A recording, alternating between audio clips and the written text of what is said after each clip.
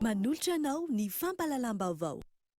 La 4G Patelma vous présente Ny vaovao. Sardine trésor. Sardine trésor. Omelette tiako be. Manolotra anao ny fampalalam-baovao.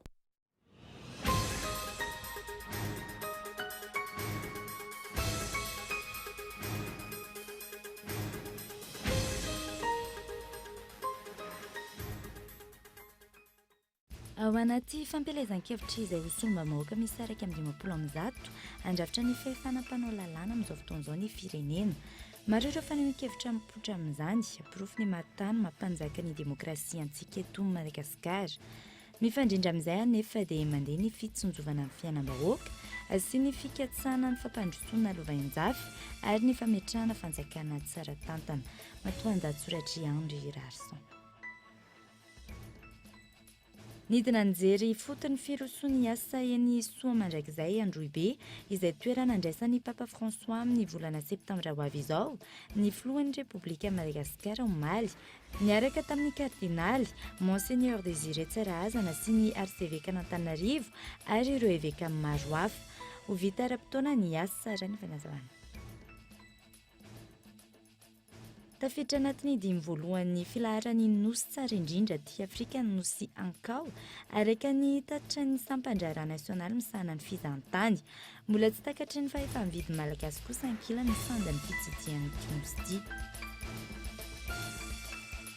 Mpamily taxi be iray mampitoy ny 67 hektara sy mandro seza ny hodina an-dalana sy nanompa mpitandron'ny filaminana no nahiditra amponja vonjy-maika.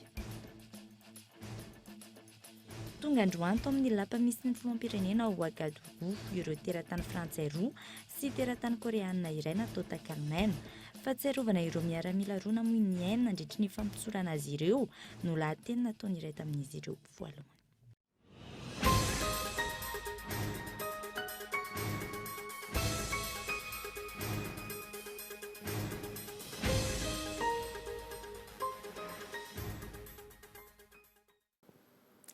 Tonklasy tokovafa faly miarabantsika rehetra tonga soa eto amin'ny fampalalam-baovao Cool TV amin'izao alina izao ary manasanao naraka izany hatramin'ny farany. Isantarantsika ny fampalalam-baovao ao anatin'ny fampelezan-kevitra izay ho solombavam-bahoaka misy araiky amin'ny 50 andrafitra ny fahefanam-panao lalàna amin'izao fotoan'izao ny firenena. Maro ireo fanehoan-kevitra mipoitra amin'izany, aprofo ny mahatany mampanjaka ny demokrasia antsika eto Madagasikara. Mifandrindra amin'izay anefa dia mandeha ny fitsonjovana ny fiainam-bahoaka sy ny fikatsana fampandrosoana lovain-jafy ary ny fametrahana fanjakana tsara tantana. Matoan-dahatsoratra Andry Rarson. No marina nanomboka ny fahasivy May lasa teo ny herinandro ny fondrona Eropeanina teto Madagasikara. Nanamafy nandritra izany ny ministry ny raharaham-bahiny malagasy fa ny azahoany rehetra tombony no laharam-pameha ny fomba fiaraha-miasan'ny Madagasikara amin'ireo rehetra mpiara-mombona antoka aminy manomboka izao. Nanamafy ny fanambaran'ny filohan'ny Repoblika ny ministry ny fanajariana ny tany sy ny toeram-ponenana ary ny asa vaventy fa mahazo tombony ambony noho ny any amin'ny firenena Afrikana hafa ny mpanjara solika eto amintsika ka azo heverina ny fampirarahana amin'izy ireo ampidinana ny vidy solika eto Madagasikara. Nampafantara ny seni ny fomba amadihana ny lisam-pifidianana ho biometrika ahafahana mampangarara bebe kokoa ny lisam-pifidianana. Nilaza ny itory ireo rehetra tsy manara-dalàna amin'ny fanatanterahana ity fifidianana solombavam-bahoaka ity ihany koa ny seni ary nanentana ny olom-pirenena anao toy izany ihany koa. Nangataka ny amoahana ny didy fampiarana amin'ny fanaovana fanambaram-pananana iadina amin'ny kolokolo ny Bionko mba hahafantarana hoe rehefa firisan-jato ny fitombom-pananana na ny fiainam-pananan'ireo nanao fanambaram-pananana no tokony hanao fanambaram-pananana vaovao indray izy ireo fa tsy isaky ny roa taona. Miroso araky ny tokony ho izy ny asa eny amin'ny Soa mandrakizay. Toerana andraisana ny fahatongavan'ny Papa François eto Madagasikara amin'ny volana septambra ho avy izao. Fitsidihana izay manandanja lehibe tokoa eo amin'ny vahoaka malagasy mpino katolika. Efa ho efarana no mijery amin'ny antsiprian'ny LFR 724 ny filan-kevitry ny ministra amin'izay tena fandaniana sy tena vola tokony hiditra amin'ny kitapom-bola mpanjakana anatin'ny teti-bola 724 hampanjakana ny fanjakana tsaran-tantana sy ampisy fiatraikany mivantana amin'ny vahoaka no anton'izany. Ireo rehetra ireo no ahafahana mandrefy fa tsy mikely soroka miasa ho an'ny tena fampandrosoana ny Madagasikara ny mpitondra ankehitriny. Faraka ny lohatem-baovao teo dia nidina anjery fotony ny firosoan'ny asa eny amin'ny soa mandrakizay Androibe izay toerana andraisana ny Papa François amin'ny volana septambra ho avy izao. Ny filohan'ny Repoblikan'i Madagasikara omaly niaraka tamin'ny kardinaly Monseigneur Désiré Tsaraazana sy ny arcevêque n'Antananarivo ary ireo évêque maro samihafa. Ho vita ara-potoana ny asa raha nita teny an-toerana. Fanampanazavana entiny Andry Girard Sandra. L'émanation des Papa, il y avait une annonciature. L'axe principal avait Stébonné. Oui. Mais bon, on va quitter l'annonciature, on va passer par le côté Stébonné. On va rentrer par ce côté-là. On va Tananarive se fera par la voie de Divat là-bas. L'axe principal qui va se faire par là. On a ici des parkings pour les fidèles. Il y a des parkings qui étaient réservés uniquement pour les buxis des différentes diocèses. Déposer les gens et repartir. Et ça se situe où actuellement Après, on a 22 hectares pour le parking. On a 11 hectares ici pour les buxis. Pour les buxis de Tananarive pour pouvoir déposer les gens et repartir. et les arbres. Et c'est pour ça Ça que se situe où actuellement Ao anatin'ny fanomana ny fahatongavan'ny Papa François eto Madagasikara amin'ny volana septambra dia tonga anjery sy nanara-maso ny fivoaran'ny asa fanamboarana izay atao eny soa mandrakizay Androibe ny filoha Andry Rajoelina niaraka tamin'ny kardinaly Monseigneur Désiré Tsaraazana sy ny arcevêque n'Antananarivo ary ireo évêque maro hafa. Mpino aman'alina avy amin'ny lafivalon'osy no ifampitona eto amin'ity toerana ity ny 8 septambra ho avy izao mandritry ny lamesa lehibe izay hotarian'ny Papa Iray Masina. Velarantany 530 hektara no vita fanadiovana sy fanamarina tantana tao anatin'ny 2 volana ny antombohan'ny asa.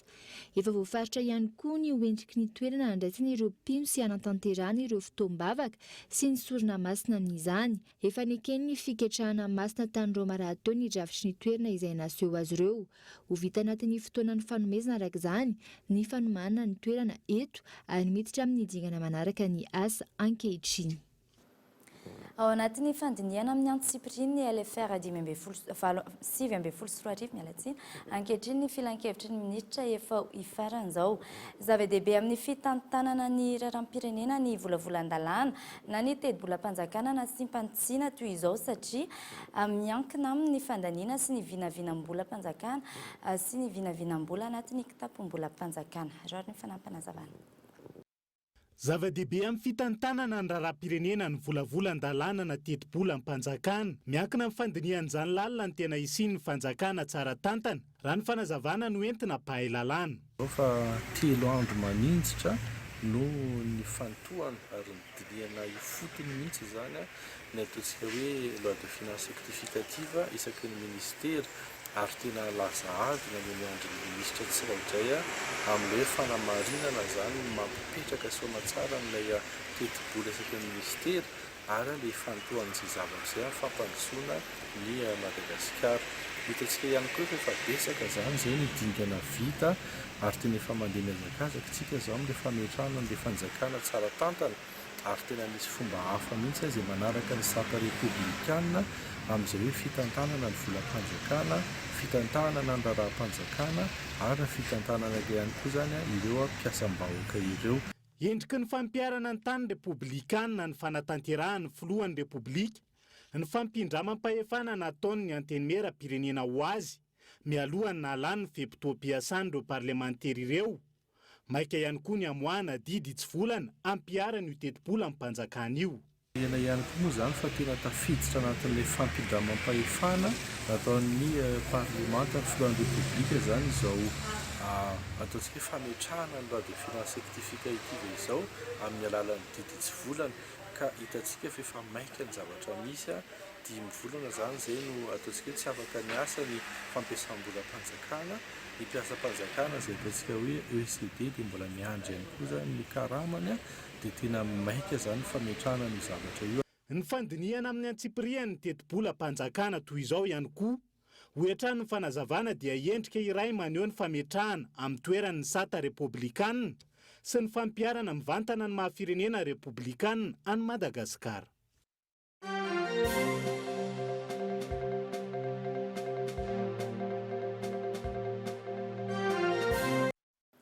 fa vaovao ny fampelezan-kevitra laharam-pamena ny famerenana ny fandriampahalemana ao amin'ny distrika Navaradrano amin'ny alalan'ireo volavolan-dalàna atolotra eo anivon'ny anteny mera-pirenena hoy ny kandida solombavam-bahoaka Andriambelosoa Herniaine. Nisy tamin'ity androany ity ny fampitaovana sy fanofanan'ireo quartier mobile ao Avaradrano. Onasaina. Ahafahan'ny vahoaka miary am-pilaminana, ilaina ny fametrahana ny fandriampahalemana. Io no isany antony iray nahatonga ny kandida solombavam-bahoaka laharana faharoa ao amin'ny distrika Navaradrano Andriambelosoa Herniaine nanome fampitaovana ho an'ireo quartier mobile misy 509 tao amin'ny distrika Navaradrano narahana fanofanana izay notontosaina teny Ambomanambola. Misy ny volavolan-dalàna aroso eny anivon'ny anteny mera-pirenena entina hamerenana ny fandriampahalemana raha izy no finidin'ny vahoaka Navaradrano. Inona no afahana manao amerina ny fandriampahalemana ifotony dia nahita mihitsy ary le quartier mobile anisany afaka ho ampiasaina tsara amin'izay dia zay no mahatonga ny eritreritra hoe tokony miditra ao anaty rafim-panjakana mihitsy zany tony quartier mobile tony dia zay ny fampidiniko amin'io zareo mbola betsaka ny fanombohana ny androany fa betsaka ny etaeta ahafahana manolotra zay volavolan-dalàna zay. Tena miteny anareo fa ilaina information tena ilaina amin'ny eto amin'ny firenena ary tsy mahazo information ankoatran'ireo nao satria tena miserasera ry anatin'ny vahoaka mihitsy. Manentana ny vahoaka anefa ny adidiny andeha hifidy ny alatsinainy fa 17 Mey izao ho latsabato tompon'andraikitra ahafahana mametraka ny tena fampandrosoana eto amin'ny firenena. Tsy hamitaka ary efa napetraka foana hoe vovonana. Zany hoe olona filohana antoko politika maromaro no nametraka ny tena teo ataoko fa olo-kenjy reo dia mahita izy mety olona vitan'izay ilany zay na resaka finiavana na resaka fahavononana dia zaho koa miteny aminareo fa tsy mitaka an'iny zareo amin'izay zavatra mpanaovina zay. Mino fa numéro 2 amin'ity indray mandeha ty aty Avaradrano Dr Naina Batoa no mety ampiova ary iova mihitsy moa zany ny firenena. Ankoatra ny fanolorana fitaovam-piasana sy ny fampiofanana ara-teknika nomena ireo quartier mobile, nisy ihany koa ny fiaonan'ny kandida solombavam-bahoaka Andriambelosoa Herniaine tamin'izy ireo ahafahana mametraka ny filaminana sy ny fandriampahalemana eto amin'ny tany sy ny firenena. Manamafy hatrany fahavonona ny ara-iasa amin'ny mpitondra fanjakana ka hitondra fampandrosoana ho an'ny distrika ny Bealalana ny kandida solombavam-bahoaka laharana fahatelo Volahaingo Marie Thérèse ka eto Andriatsilavy mitondra fanadihadiana. Lafiny zavatra maro no mila jerena ahafahana mampandroso ny distrika ny Bealanana ho ny kandida laharana fahatelo Volahaingo Marie Thérèse natolotra ny vondrona isika rehetra miaraka amin'ny Andrajoelina ao Bealanana. Isany atao laharam-pamehana ny lalana, ny fampianarana, ny fambolena, ny rano fisotro madio ary ny jiro.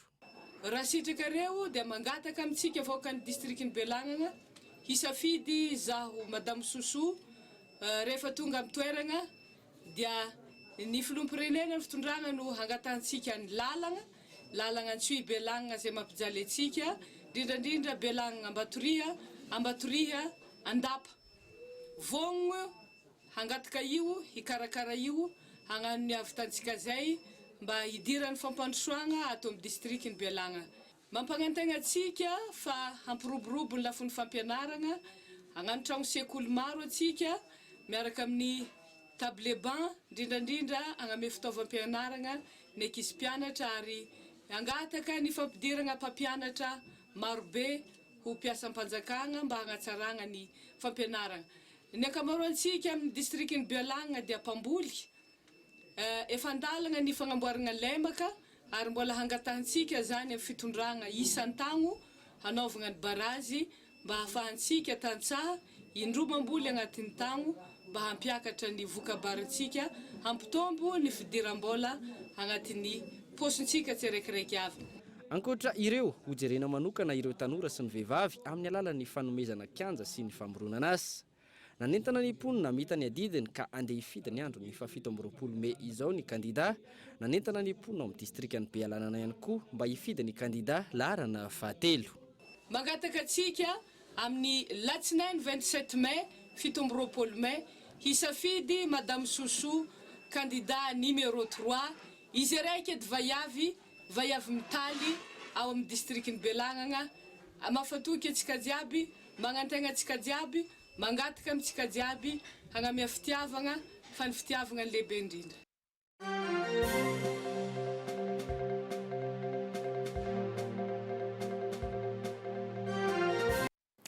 Izany amin'iny fa eo amin'ny lafiny toe-karena kosa indray ampitomboina hatramin'ny 2,700 miliary ariary ny vola amidiriny fahatseranana ao anatin'ny kitapom-bola mpanjakana ho amin'ity taona 2024 ity. Miankina amin'ny lalàna mifeny teti-bola mpanjakana tsy nasimpanitsina any amin'ny taona 2024 kosa no isy ny fanovoana goavana eo amin'ny sehatry ny fahatseranana izay. Etsy ankilany mandeha ny fampiresana amin'ny famahana ny olana na vohitry ireo mpiasa mivondrona eo anivon'ny Saint-Pidou. Fanadihadiana eo amin'ny Michel Arnardson. 2,702 miliara ariary izay nitanjona amin'ny fampidiram-bola amin'ny fantseranana ao anatin'ny kitapom-bola mpanjakana ao amin'ny taona 2024 ity. Mitombo raha ampitaina tamin'ny 2024 izay nitetina 7,702 miliara ariary. Raha ho an'ny telo volana voalohany taona 2024 ity dia manodidina ny 4,900 miliara ariary volanitra tao anatin'ny kitapom-bola mpanjakana. Etsy ankilany raha toka niteraka resabe teo anivon'ny fahatseranana ny olana navotra n'ireo mpiasa mivondrona eo anivon'ny Saint-Pidou efa misy amin'izao fotoana izao ny fifampiresahana. Ny fitakiana angambany dia miseho amin'ny endriny vaovao araka ilay nitenena teo hoe ny fitondrana dia vaovao dia heverina hoe tsy maintsy mpahafantarina azy ny zavatra nisy teo aloha dia ao anatin'izany no ahafahana mifampiresaka mifampidinika ny fomba mahana n'izay olana rehetra teo aloha izay. Ny zavatra nitakinay dia momba ny resaka gasiny eto tamin'ny fotoan'androny.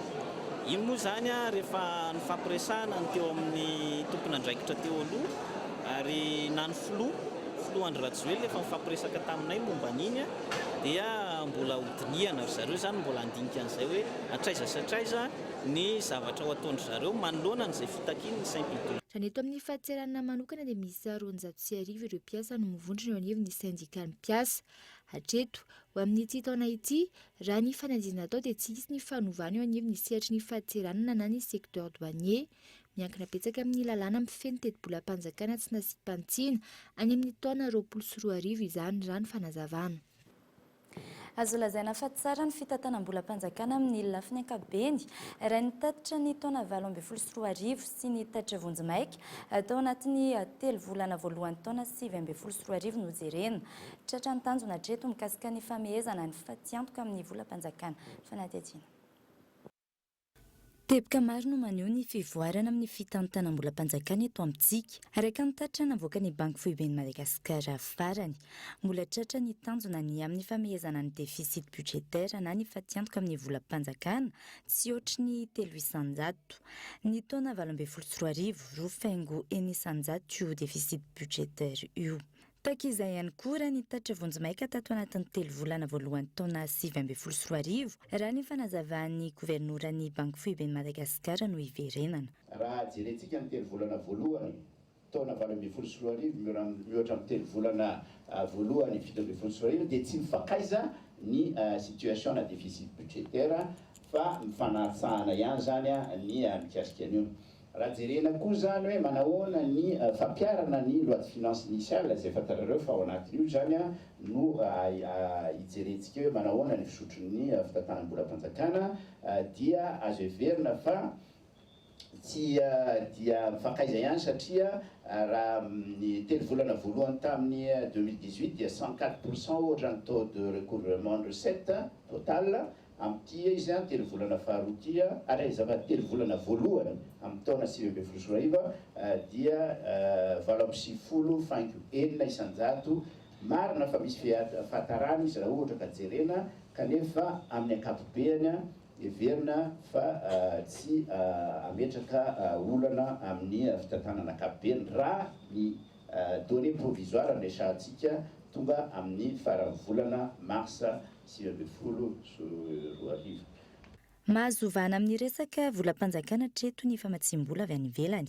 Ny tentina 470 miliara ariary ireo famatsim-bola avy any ivelany ny sana ny tetikasa pré projet. mitotaly 12.9 miliara ariary kosa nitrosana alohan'ny fanjakana tamin'ny banky fiben'ny Madagasikara ny 3 volana voalohan'ny taona 2024 iny. Lavim-baovao hafa tanteraka kosa indray ho toy ny fitakiany poneny Anosy Zato Atsinanana ny amin'ny Andravana ny Tamboho mamefy ny lalankely ifamezivezen'izy ireo nametraka fitoriana ny tompony tany. Araka izany voantso teny amin'ny brigade territoriale de la ville d'Antananarivo ny solotenany fokon'olona iray natao fanadihadiana. Roary ny fanadihadiana entin'ny Albertin Ramialerivo. Tsy mety milamina ny disadisa eo amin'ny poneny Anosy Zato Atsinanana amin'ny hamerenana ny lalankely izay ivezivezeny izy ireo misy namefy. Tafiditra ao anatin'ity tamboho voahorina ity ny lalana ho an'ny ponina ka antony fifanolanana raha ny fanazavany ireo fokon'olona.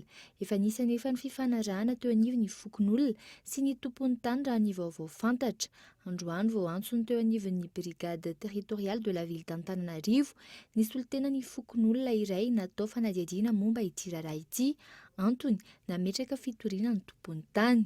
Ny anton'le fitoriana nataony anazy zany miorely zavatra niseho reny dia nitoriana zany lazainy fa hoe mitondra vahoaka nanakorotana teo amin'ny depoany sy nanala baraka azy teo an-dalambe ary mitondra mpanao gazety tsy nahazo lalana tao amin'ny depoany dia nangalatra tao amin'ny depoany. Zay zany no fitoriana ataony ety amin'ny gendarme ety Betongolo. Ny nataon'ny gendarme zany hatreto dia ny hoe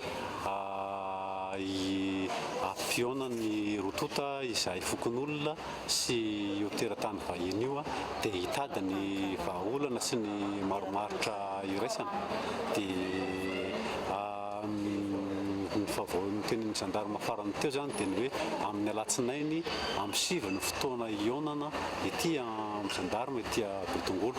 Dia miandra an'izay indray zany ny fokon'olona satria ny fokon'olona moa tsy afaka manao ninninona dia hatreto zany tsy hay intsony ny lalana fa dia efa mitady lalana izay mba ahafahany miditra any atokantrano tsirairay avy zany aloha ny olona na dia atao hoe atory any amin'ny fianakaviana sy ny havana ary izay tsy afaka miditra any atokantrano dia tsy maintsy manao izay azo atao moa satria izay tsy afaka handeha eo amin'le toerana ntsony amin'ny vavahady ntsony tsy mandeha eo ary izay lazainy zao fa mangalatra zao maika ave moa ko andalo eo amin'ny vavahady mihitsy tsy fantatra ntsony izay zavatra teneniny eo.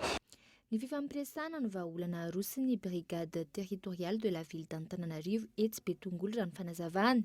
Tsy tonga teny an-toerana ny mpitory io maraina io hitoy amin'ny alatsinainy ho avy izao ny fampitorana. Fa mialohan'ny anarana ny toy ny fampahalalam-baovao toy ny mikasika ny Nosy Ankao izay tafiditra anatin'ny 5 voalohany tsara indrindra aty Afrika sy ny maresaka iraisam-pirenena dia anaraka doka varitra isika.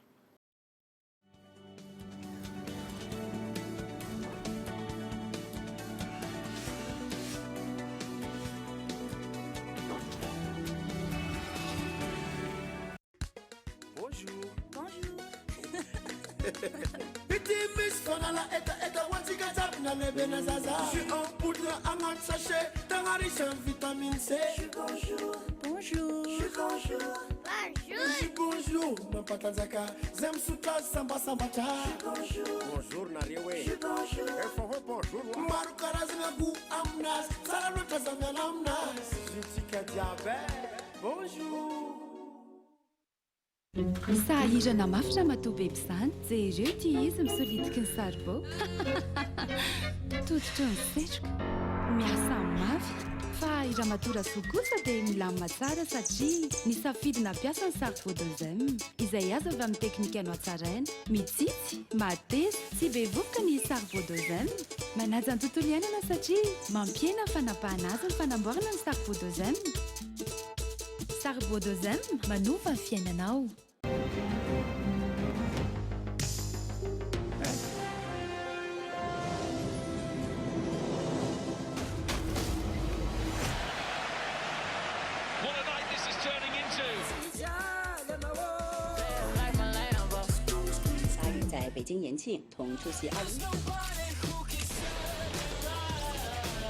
Les meilleurs divertissements méritent la fibre by Telma. Accédez à tous vos contenus préférés en illimité avec la fibre by Telma à seulement 249 000 arrières par mois. Rendez-vous en Telma Shop.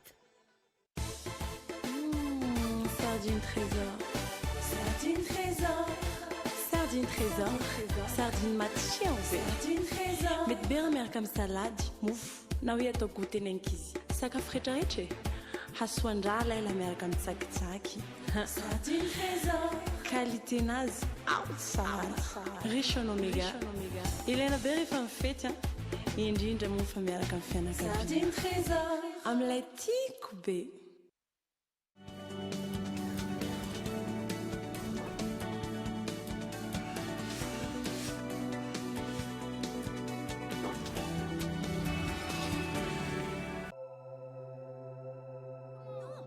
Lâche-moi! Zach, tu peux m'expliquer ce que tu es en train de faire? Si tu veux vraiment l'étrangler, attrape ton autre main, maintenant serre bien.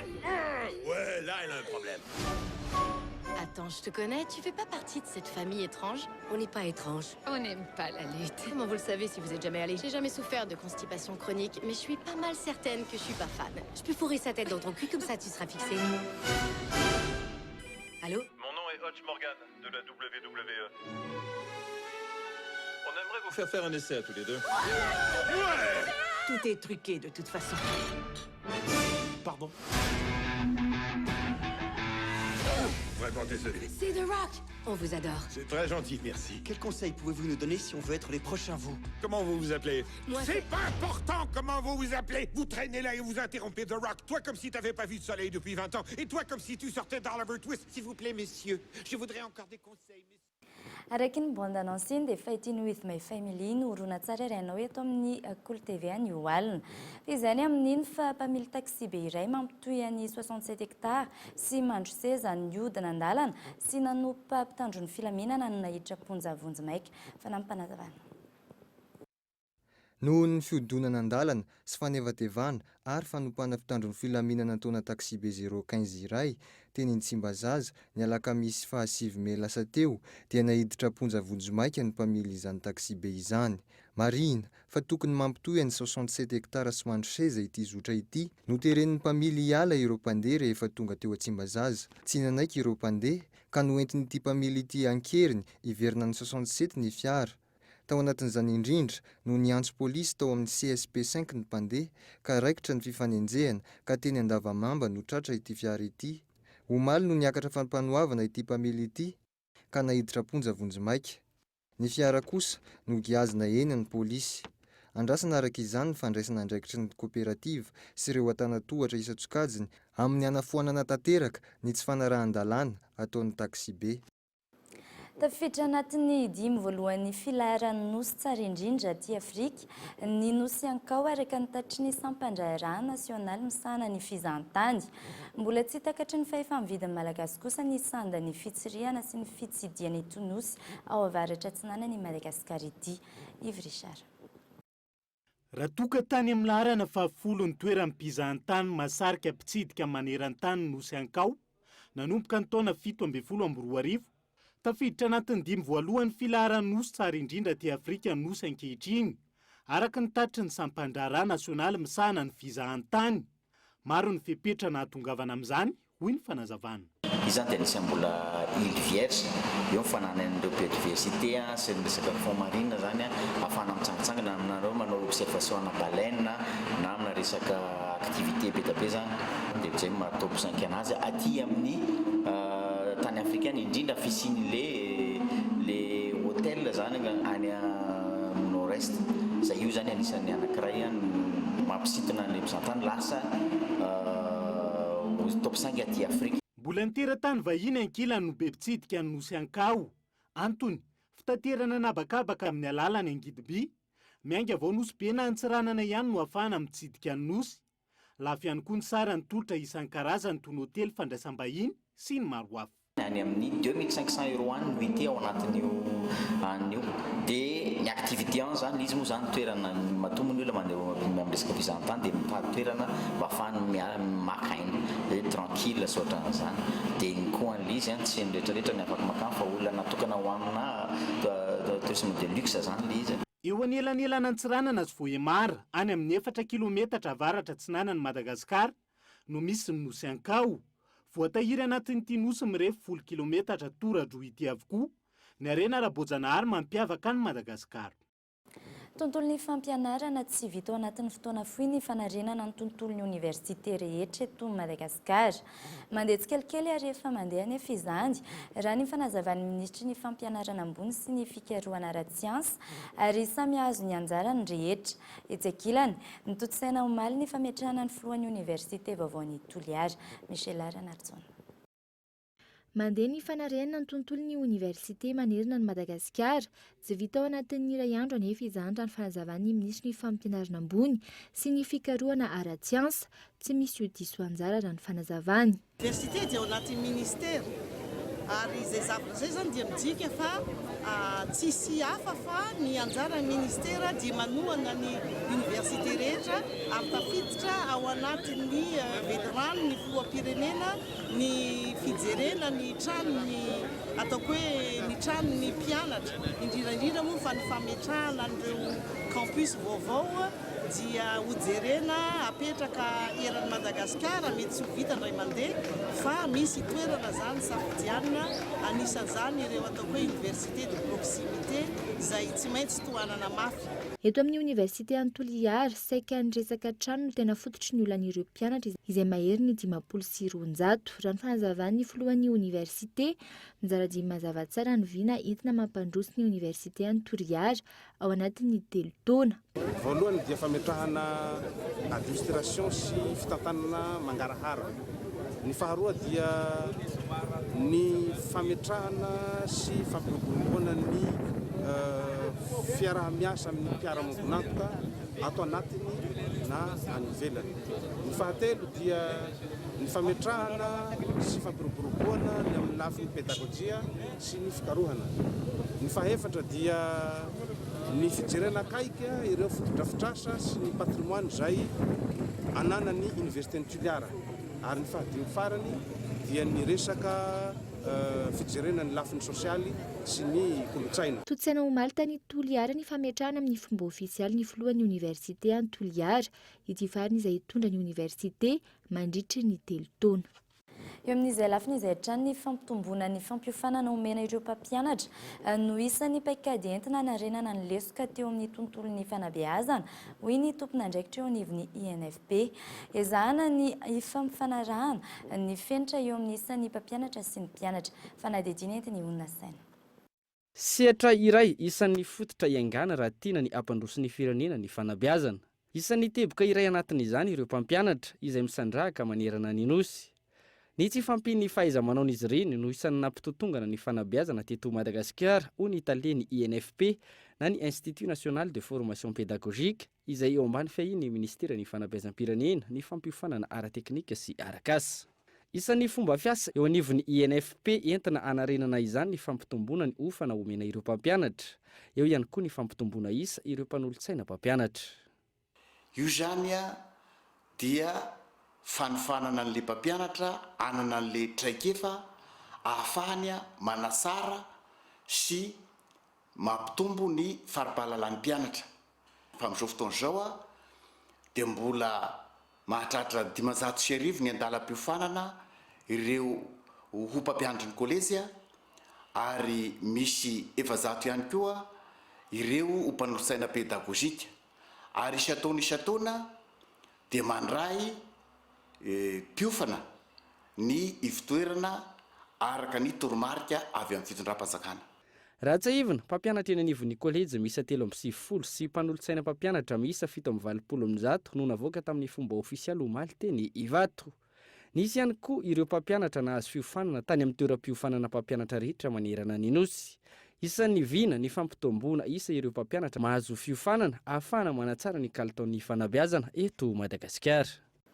Fa ao anatin'ny fankalazana ny 20 taonany ny fikambanana manda izay ivondronan'ireo mpianatra ao amin'ny distrika Andramasina tanjona ny ananganana ivitoerana mpampianarana ambony ho an'ny tanora amin'ny renivohitry ny distrika. Raha ny fanampanazavana.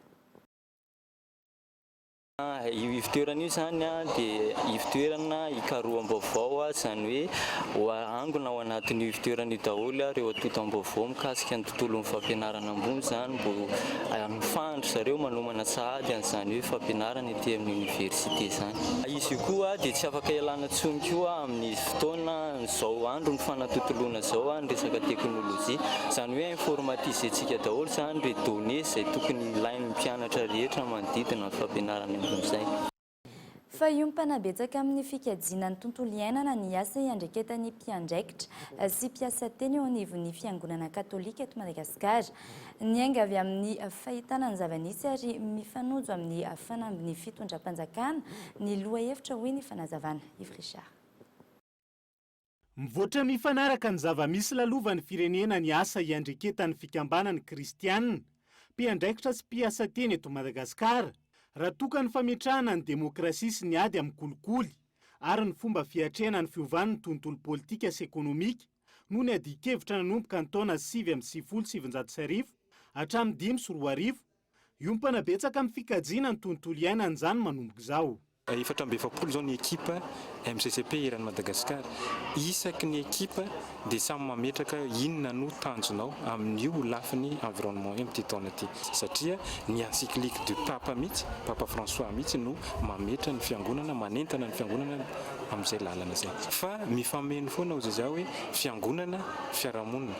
Fa raha vao mitenitsika zao amin'izao fotoana izao fantatsika tsara angamba fiten'ny filohan'ny Rajoelina. Dia iny fijery hoe Madagasikara rakotrala iny dia tena mifameno tanteraka amin'ny zavatra ataony amin'ny CCP. Dia izay koa zany no mahatonga anay hoe mandeha amin'ny sens ny reboisement. Nisokatra tamin'ny fomba ofisialy androany tetsy amin'ny karana Alamahitsy ny 17 taona ny firohotana kristianina mpiandraikitra sy mpiasa teny eto Madagasikara ary idoram-pitso mpikambana manodidina ny 500 avy amin'ny diocèse 20 eto Madagasikara no nanatrika izany. Izay no tronon'ireo tompon'andriakim-panjakana malagasy sy vahiny. Fa miompana amin'ireo fomba mampanao ho an'ny foko anteny-mora kosa indray ny fanadihadiana entina aminao anatin'ny fandaharana alalino izay arahinao rahampitso amin'ny 7 ariva. Raha viatrany ary ny santionany amin'izany.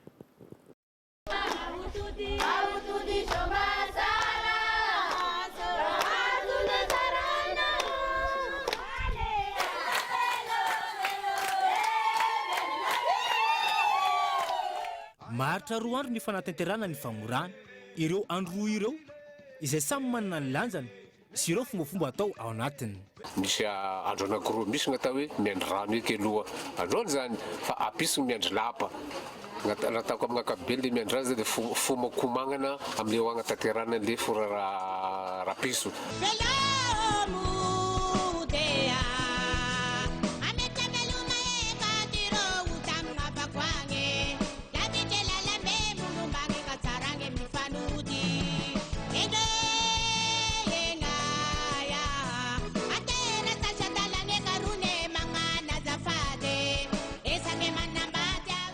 Lafin-javatra maro ihany koa no manandanja ka mahatonga ny foko tsirairay avy hitazona ireo lovantsofina avy amin'ny razambe tany aloha.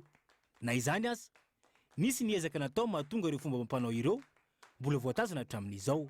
Azo atao ny mampandroso ny fiarahamonina sy ny faritra ary ny firenena iray manontolo raha misy ny fanajana ny soatoavina. Rapitso amin'ny 7 ariva araka izany no anarahantsika ny fandaharana alalino mikasika ny foko anteny-moroiny. Izany amin'ny fe amin'ny maresaka iraisam-pirenena kosa indray tonga androany tao amin'ny lapa misy ny filoham-pirenena Ouagadougou ireo teratany frantsay roa sy teratany koreana iray natao takalonaina. Fahatsiarovana ireo miaramila roa hanamoniaina nandritry ny fampitsorana azy ireo no lahateny nataony iray tamin'izy ireo voalohany. Fanadihadiana eo amin'ny sarin'ny France 24. Tokony tamin'ny 7 sy 20 minitra maraina teo orany ny toerana ny tonga tao amin'ny lapa misy ny filoham-pirenena Ouagadougou ilay teratany frantsay roa sy koreana iray natao takalonaina. Endrika malahelo fahatsiarovana sy teny ho an'ireo miaramila roa teratany frantsay nandray anjara tamin'ny fampitsorana azy ireo ary namonainy vokatra izay no nataony iray tamin'ireo nalaina-keriny Laurent Lassimouya nandritry ny fandraisam-pitenenany. Nanipiteny ho an'ny mpamilon'izy ireo izay namonainy koa ny tenany. Tsy nanambara tamin'ny mpanao gazety izy ireo mikasika ny zava-niaina nandritry ny fotoana nahavoatana azy ireo. Ity teratany koreana ity ohatra izay efa voatazona nandritry ny 2 volana. androany ihany koa no orasy ny foam-pirenena frantsay ao Paris 3 ny talata ho avy izao kosa no anatotosana fisaonana nasionaly noho ny nafiatesan'ireo miaramila roa teratany frantsay. Ny voalohany volana May teo iny no nisy naka ankeriny ireto farany ray verenany rehefa nitsidika tanàna iray tao amin'ny parc Benin. Dia izay ihany koa tompoko lahy sy tompoko vavy namarana amin'ny fampahalalam-baovao tamin'ny ity anio ity ankehitriny ianao nanaraka izany hatramin'ny farany. Veloma tompoko.